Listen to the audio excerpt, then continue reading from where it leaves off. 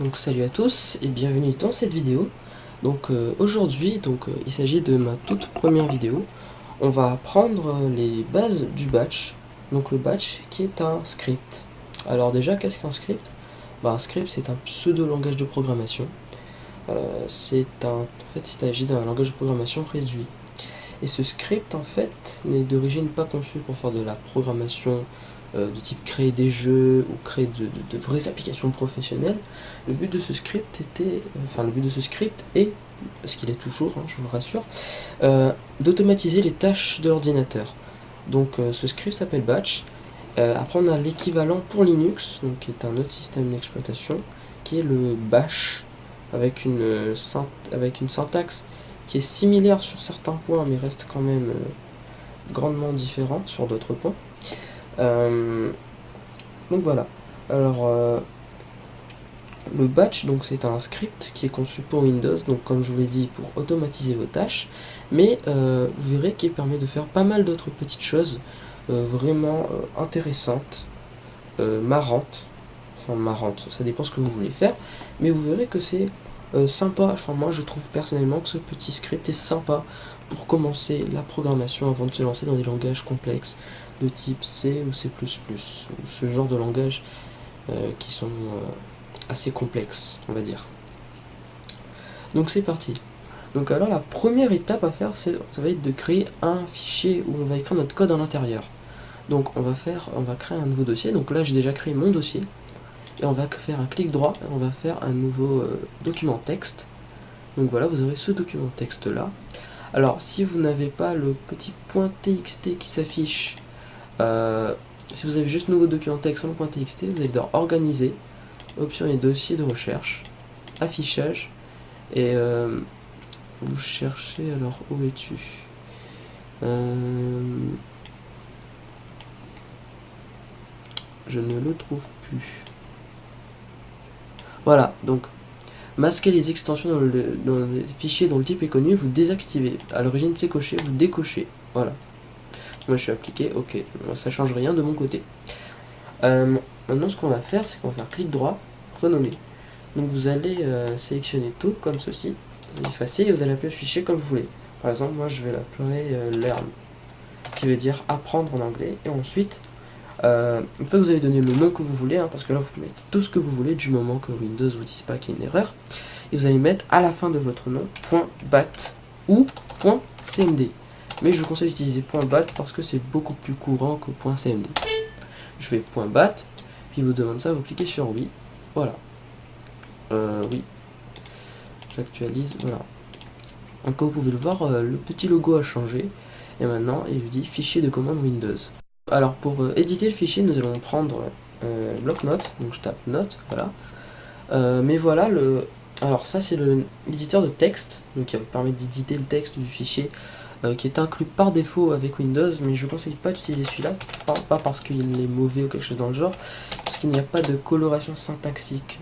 C'est-à-dire que pour vous repérer dans le programme, ça va être vraiment difficile, et taper des codes en noir et en blanc pendant tout le long du programme, c'est très décevant. C'est décevant. Disons, c'est très déprimant, ça donne pas envie de programmer, et voilà, c'est pas très beau.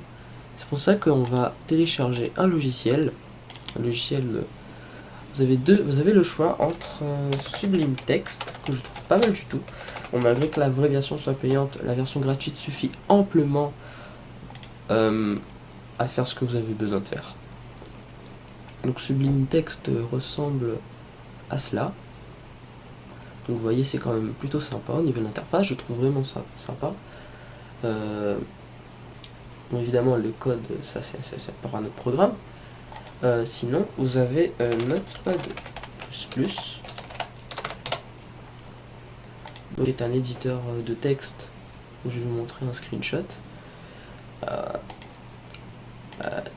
Un éditeur de texte un peu plus répandu que Sublime Text à ma connaissance, où je me trompe,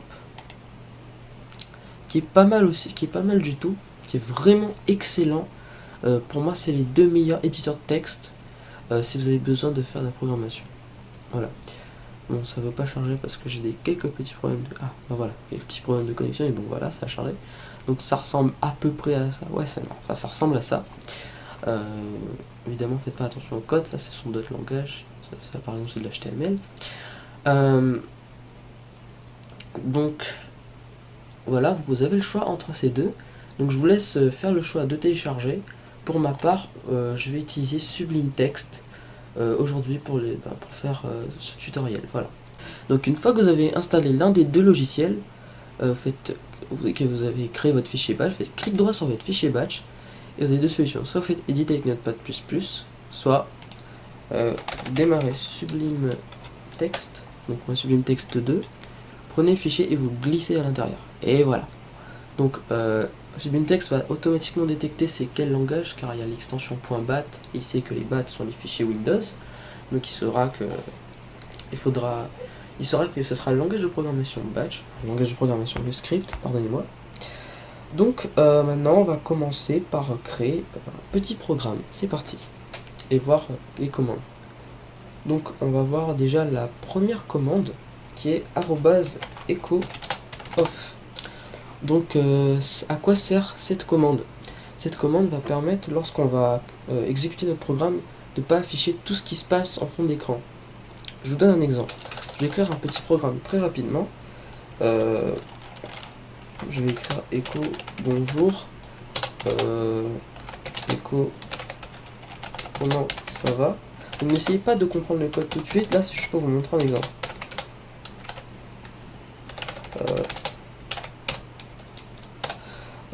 Voilà. Par exemple, ce petit programme.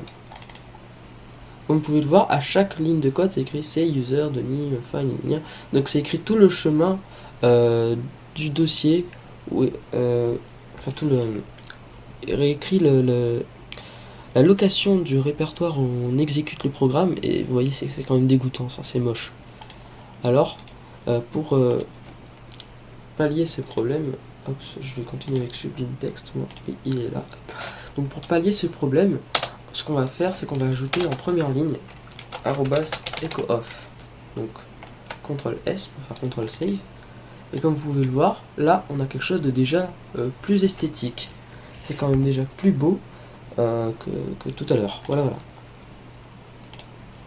Donc, une fois qu'on sait que la première ligne à taper est @echo-off, on va apprendre qu'est-ce que la commande echo tout court. Alors, echo, ça va servir à afficher un message. Par exemple, je vais écrire echo bonjour. Vous allez voir qu'il va se passer un problème. Donc comme vous pouvez le voir, la fenêtre s'allume puis s'éteint directement. En fait, qu'est-ce qui s'est passé? Le programme va tout simplement exécuter cette commande là, donc @echo-off, donc il va plus afficher le répertoire où s'exécute la commande. Il va afficher echo bonjour, parce que je sais pas si vous avez vu, mais lorsqu'on a lancé, il a bien affiché bonjour, mais le programme s'éteint aussitôt parce qu'il n'y a plus rien à la suite. Et quand il n'y a plus rien, et le programme s'éteint. S'il n'y a pas une commande justement qui va indiquer au programme de faire une pause ou de s'arrêter ou de faire quelque chose afin de ne pas s'éteindre, le programme va automatiquement s'éteindre. Donc pour pas qu'il s'éteigne, il y a une commande qui s'appelle pause. Donc vous tapez pause à la fin de votre programme. Faites CTRL S donc pour sauvegarder. Et comme vous pouvez le voir, cette fois-ci, le programme s'exécute, on voit bonjour, et là, le pause affiche le message, appuie sur une touche pour continuer. Et si on appuie sur une touche, hop, c'est magique, la fenêtre disparaît, et on peut continuer à... et ça fonctionne. Sauf que, évidemment, vous dites, d'accord, mais pourquoi ça affiche toujours cette commande, alors que j'ai utilisé @echo-off? C'est ce que moi j'appelle personnellement une commande rebelle. C'est une commande qui par défaut dans son code à lui-même, c'est écrit d'afficher un message. Même si vous faites @echo-off, la commande s'en fiche, elle ne va pas prendre en charge. Alors pour pallier à ce problème, évidemment il y a toujours une solution, enfin toujours dans la majorité des cas du moins, on va utiliser un chevron vers la droite et nul. Donc cette chose, enfin ce tout petit bout de code, va indiquer à la commande qui est juste avant de ne rien afficher du tout. Juste, elle va exécuter ce que fait la commande, mais ne rien afficher sur l'écran. Et si on exécute, comme vous pouvez voir, le programme s'arrête comme tout à l'heure, mais il n'y a plus de message, et si j'appuie sur entrée, hop, le programme s'éteint. Donc il fait exactement la même chose que tout à l'heure, sans afficher, veuillez appuyer sur une touche pour continuer, etc. Donc, ce petit bout de code s'applique à pas mal de commandes. Mais on y reviendra un petit peu plus tard dans le cours. Alors maintenant on va apprendre la commande color. Donc on va baisser ça comme ça, on va le mettre à la ligne. Donc qu'est-ce que la commande color? Déjà il faut savoir que color en anglais ça veut dire couleur. Et en batch on peut utiliser ces couleurs pour afficher du texte. Dans la fenêtre sur laquelle on exécute. Donc pour savoir toutes les couleurs qui existent, vous allez dans sur le logo Windows, vous tapez CMD, mais si jamais vous êtes sur Windows XP ou une autre version, vous aurez un bouton qui s'appelle exécuter sur le coin de l'écran. Théoriquement vous avez une fenêtre comme ça, et là vous tapez CMD, voilà. Ça dépendra de votre OS. Donc l'OS qui, je rappelle, peut être Windows XP, Windows 7, etc. Voilà. Donc maintenant on va taper color / point d'interrogation. Donc dans le CMD, elle nous indique toutes les couleurs qui sont possibles. Donc vous dites 0 c'est noir, 1 c'est bleu foncé, 2 c'est vert, 3 c'est bleu gris, etc. Donc par exemple, disons que je vais afficher le texte en... Donne un exemple. Par exemple, la couleur par défaut c'est 07. Donc le fond c'est la couleur 0. La couleur 0 correspond au noir et 7 ça correspond au blanc. Enfin au blanc, un gris plutôt clair. Alors ce qu'on va faire, c'est que moi si je veux afficher par exemple, je sais pas, du vert, est-ce que je me rappelle c'était color 06. Donc, ah non c'était pas 06, c'est 0A. Voilà. C'est cela. Donc celui-ci ça va représenter le fond, donc le fond sera noir mais le texte sera vert. Et si on exécute, oh c'est magique, bonjour s'affiche en vert. Mais si vous voulez au contraire que le fond soit vert et que le texte soit noir, et bien il suffit de faire ça. Comme vous pouvez le voir, ça marche. Mais bon, ça fait un petit peu mal aux yeux. Donc le principe des couleurs est très basique. Et ainsi vous pouvez faire un tas de combinaisons de couleurs en fonction de ce qui est proposé ici. Par exemple, vous pourrez bien faire DE, 6C, 4D, 3F, E1, etc. En fonction de ce que vous voulez faire. Donc juste retenez que color permet de changer la couleur du texte sur l'écran. La première lettre ou le premier nombre après color va représenter la couleur du fond. Et le seconde, pardonnez-moi, excusez, je n'arrive plus à articuler. Et donc la seconde lettre après color, la seconde lettre ou le second chiffre après color, donc correspond à la couleur du texte. Donc A c'est la couleur du texte et 0 c'est la couleur du fond d'écran. Mais évidemment, on peut changer ça un peu comme on veut. Voilà, par exemple, là je fais ça. Et voilà, ça me donne un fond bleu et un texte vert. Plutôt sympathique, n'est-ce pas?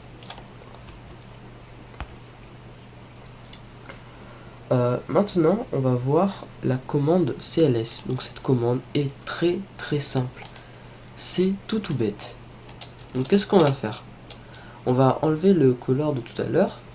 Enfin, à la rigueur, on pouvait le laisser, mais c'est pas bien grave. Je vais faire mon CMD. Et donc, je vais taper un code et vous allez comprendre.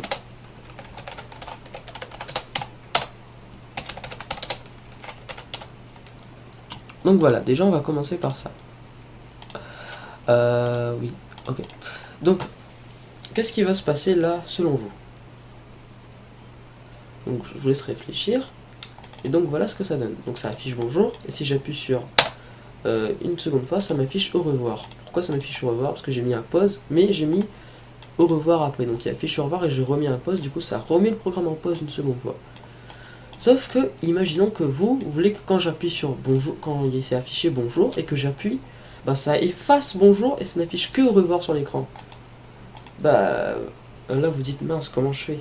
Et bien c'est très simple. Donc on va fermer la fenêtre.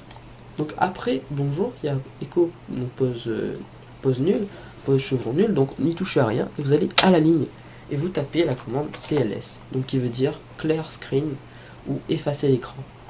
Donc une fois qu'on fait ça, on fait Save, et regardez ce qui se passe. C'est affiché bonjour, et dès que j'appuie sur Entrée, hop, le bonjour a disparu, a été remplacé, mais a été remplacé par au revoir. Donc la commande CLS va tout simplement permettre d'effacer l'écran, d'effacer tout ce qui est écrit sur l'écran. Donc je pourrais très bien écrire bonjour, 1, 2, 3, 4, 5, 6, 7, 8, 9, 0, n'importe quoi. Voilà. Et comme vous pouvez le voir, donc ça affiche bonjour avec un petit peu n'importe quoi. Et pourtant la CLS va permettre d'effacer tout ça. Voilà, voilà. Donc on va maintenant passer à la commande title. Donc ce sera la dernière commande de ce tutoriel et on verra la suite une prochaine fois. Donc quoi sert la commande title? C'est une commande toute bête. Regardez, je vous donne un exemple. Donc je supprime cette partie vu qu'on n'en a plus besoin. Si on fait écho bonjour, voilà. Donc ça affiche bonjour. Mais vous voyez ce titre de la fenêtre? Ça, ce titre là, c'est Windows System32 cmd.exe. Pourquoi? Parce que votre programme est exécuté par l'application CMD qui se situe dans Windows System32 cmd.exe. Mais bon, si vous créez une application, ce serait quand même cool, je pense, hein, de donner un nom à votre application et que ici, plutôt d'afficher un chemin de répertoire qui n'est pas très beau, d'afficher le nom de votre application. Par exemple, je sais pas, vous créez une application de calculatrice, vous aimeriez bien qu'ici c'est écrit calculatrice. Vous aimeriez bien, si vous créez un jeu, ce serait bien que ça écrit le nom de votre jeu, tout simplement jeu en bash. Et on va apprendre à justement faire un titre, enfin modifier le titre de la fenêtre. Donc on va faire donc on va reprendre Sublime Text. Oups. On va reprendre Sublime Text. Et ce qu'on va faire, c'est ajouter la commande qu'on va appeler title. Donc title, ça va permettre de modifier le titre. Et là, vous mettez le nom du titre que vous voulez. Par exemple, je vais appeler ce programme... tenez, par exemple, je vais l'appeler mon premier programme batch. Voilà. Et si je fais ça, comme vous pouvez voir, le titre a changé pour mon premier programme batch. Voilà, voilà. Et ensuite, vous pouvez mettre ce que vous voulez. Je peux remplacer mon premier programme batch par bonjour. Par exemple. Donc je redémarre le programme, et vous voyez, dans le programme c'est écrit par-dessus bonjour, etc. Et notez que j'ai oublié de le préciser, mais lorsqu'on va afficher des messages, par exemple avec Echo, il ne faut pas utiliser des caractères spéciaux de type et avec des accents. Enfin, tous les caractères avec accent, certains caractères spéciaux ne pourront pas être affichés, comme par exemple, vous ne pouvez pas afficher ça, par exemple le signe du copyright. On ne peut pas l'afficher dans la console sans utiliser une commande externe. Évidemment, je vous expliquerai en détail ce qu'est une commande externe. Tout ce que je peux vous dire pour le moment, c'est qu'il s'agit d'une extension qui va permettre d'ajouter des fonctionnalités au batch. Voilà, voilà. Donc voilà, je vous ai présenté quelques petites bases en batch, mais ce n'est pas tout. Vous avez appris que quelques petites choses. Donc j'espère que ce tutoriel vous aura plu, que ça vous permettra d'apprendre un petit peu plus sur la programmation. Évidemment, il ne faut pas se dire que dans tous les langages, c'est exactement comme ça la programmation. Là, il s'agit du batch, donc qui est un cas particulier. Le Java a une syntaxe différente, le Ruby a une autre syntaxe bien différente. En batch, on va écrire echo. En Ruby, ce sera puts, des guillemets, et on mettra son message. En Java, ce sera system.out.print println. Et hop, on va mettre son message, un point de virgule à la fin. Enfin bon, oups, qu'est-ce que je fais? Oui, désolé. Donc, vous avez compris que la programmation, ce n'est pas universel, pas partout c'est pareil, voilà. Mais voilà, en tout cas, j'espère que ce tutoriel vous aura plu. N'hésitez pas à lâcher un pouce bleu, à vous abonner à la chaîne, ça fait toujours plaisir de savoir que des gens s'intéressent à ce qu'on fait. J'espère avoir été le plus explicatif possible. Si jamais vous avez des conseils, dites-le moi dans les commentaires. Merci encore et salut tout le monde!